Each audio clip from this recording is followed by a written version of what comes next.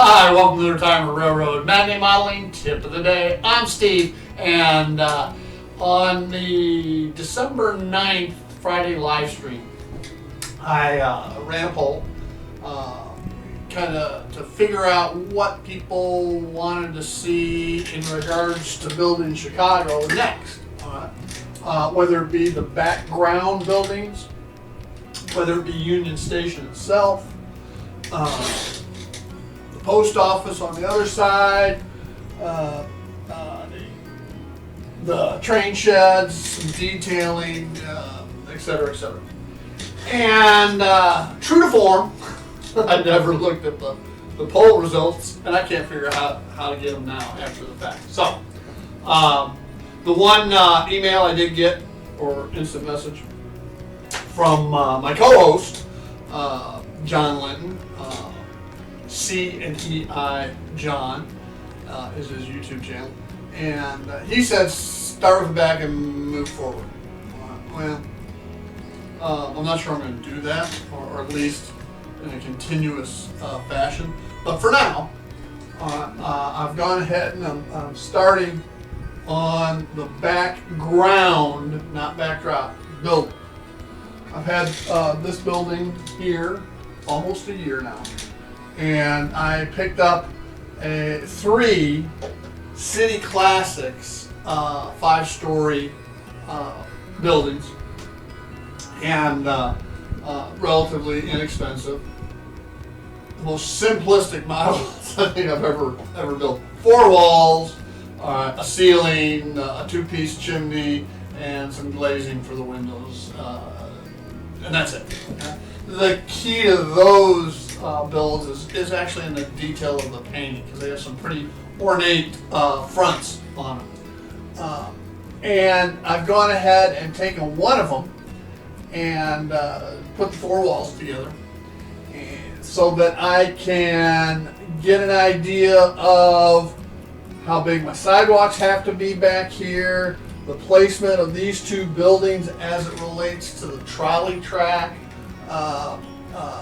and so forth. Again, eventually I'll have the ITLA Chicago L platforms right across here with some fronts attached to that scene divider. So it should turn into a pretty nice scene as it develops. But what I want to concentrate on this tip of the day is this City Classics kit. Now, since I put the 4 walls together, I do have to do some serious kit bashing to these. And let me show you what I'm talking about. Alright, I have had to cut away the depth of the buildings was it was deeper. Okay? But for the area I have, I cut away about 1/3 of the depth. And I had to cut away openings on the sides so that the trolley track could go in for the trolley to hide out of sight inside there. All right. And then on the back side, we have the scene divider, but the area below the scene divider I wanted to go ahead and cut away. So I've done that, and this provides for a front that I might be able to use elsewhere on the layout. So I've gone ahead and done all that. The next step is to do some of the painting. I want to do the brickwork first. I'm going to use some sponge and dabbing of different shades of red, brown brick on them, and with maybe a dibble dabble of some cream to whites to grays intermixed in there. And then I'll work on the ornate portion of the front with the windowsills and cornices, etc. Once all that's done, I'll take the acetate and I will provide some drapes and blinds and so forth for the windows, and I will black out. I'll probably just use electrical tape and black out behind there for some of the windows. so that when I add lighting in, only certain certain windows will show light. And I'm not into detailing bedrooms and so forth up there, so I will use a matte clear spray paint and spray those windows so that they are opaque, where light comes out and you can see the light, but you can't see inside. Now, the first story down there, like this building here, I want to put some paper inserts for interiors. So I'll do some of that as well. I will add a false floor in there and a lighting bus so that the building, you notice I have the copper tape on this seam divide. I'll have it where the building can plug in, and so the lights will have power.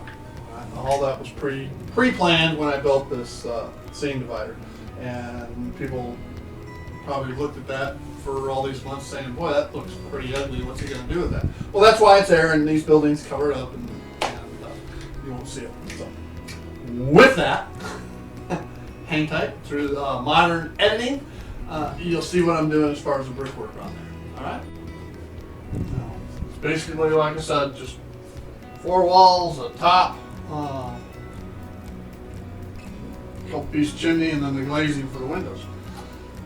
So what I did, once I had the 4 walls on, of course, I have cut away, as I showed before, this section here, and only from here up is visible once it's on the layout. Same thing over here, only from here up is going to be visible. Only from here up is visible. And of course the whole front is. So hacked it away for the tracks, hacked it away for the opening to the seam divider, so you hook up electrical and so forth. And we'll put some masonite in there so we can put a electrical connection in and all that. But first we got to paint it. So the first thing I did is I painted it with the brown, red, rust color primer.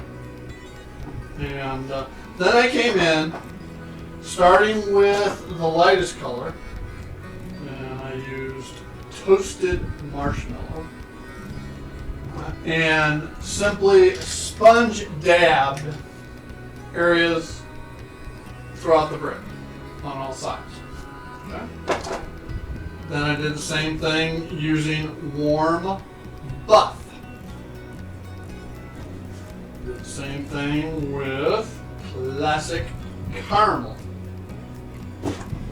And the same thing again with chocolate sprinkle. After all those were on, I came through with a red brick mix. Almost looks like a brown, but it's like a red brick. And I dry brushed that over all the brick surfaces. That tones down the dabbing effect of the sponge. Okay. Once all that was done, I came in with a matte clear coat enamel, Rust-Oleum, and sprayed that all down to seal in these colors. So the next step, there's 2 things left to do as far as painting. I have to come in and do the mortar. All right, and I've utilized a bunch of different ways on mortar. I've utilized a white wash effect, but I've never been happy with it. The other one, I've seen people use grout, which is, hey, that's great. But I've come to like utilizing a white latex caulk. All right, rub it in and rub down the surfaces, leaving that color. Once I get all that done, and then paint the ornamental mason work on the front and windowsills, etc., then I'll give it another clear matte coat. So here we are. I'm using some quick seal, white, and I'm just going to spread this on. And the thinner the better.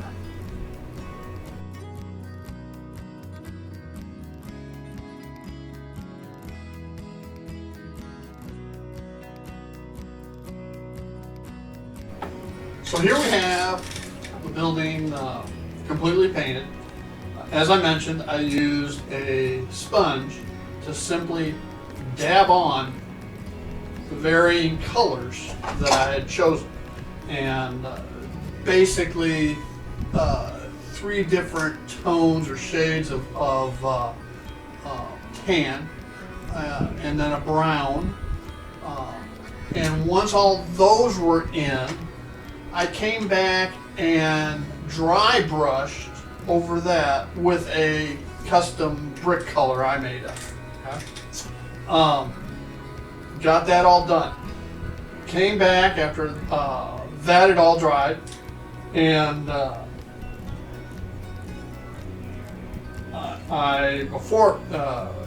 that point in time, okay, what I did was I gave it a clear coat of matte, dull coat, matte finish, and what that then allowed me to do once that was dry is come in with the quick seal, as you saw, and rub in the mortar lines. And now most of that tends to go away as you do the rest of it, as you clear coat again, etc., etc. And I'm really still looking for a better way of doing that. But you'll see there's some areas where it shows up pretty good. Other areas, not so much. But here nor there, when you're looking at a building from a distance, you may not see the mortar lines. Anyway, okay?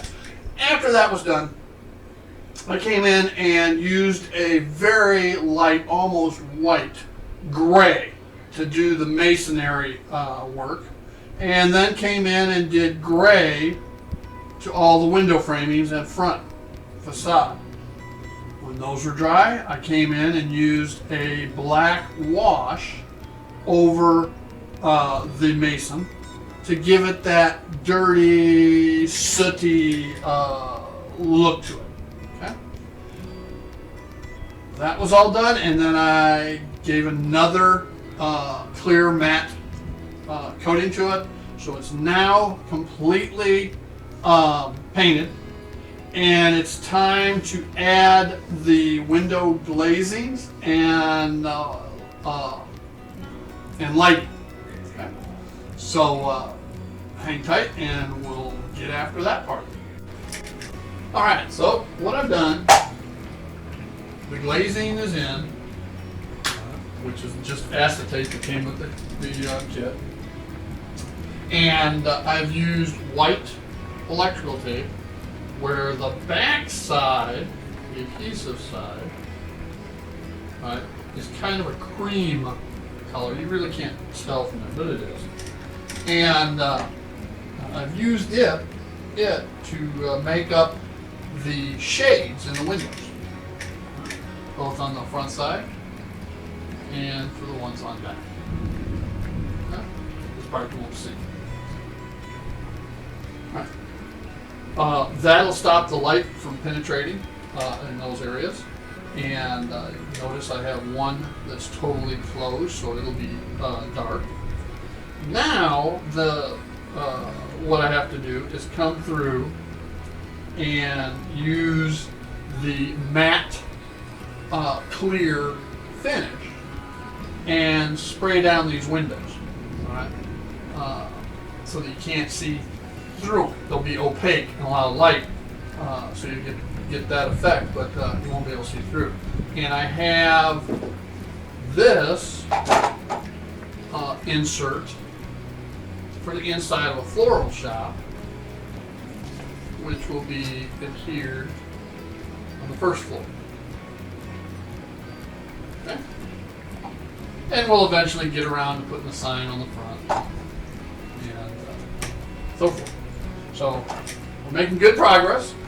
Hang tight, and next step is I'll spray down these acetate, and then we can start working on the interior and the lighting for these. The window shades are in. The glazing is that's matte finish, and the storefront window is in place as well.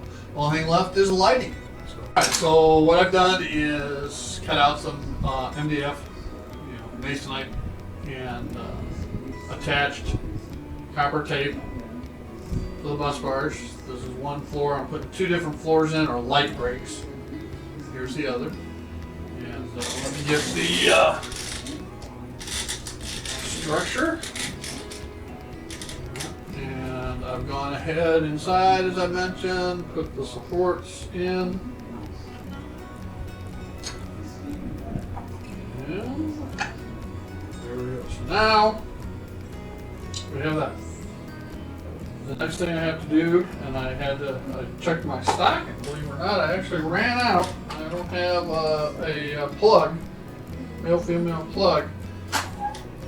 Male from here, female on the seam divider bus. And as soon as I get that in, we can wire up these bus lines.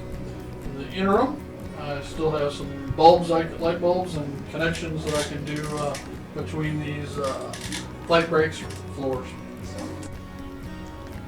All right, so we have finished the 106 East Ohio Street retail store by City Classics.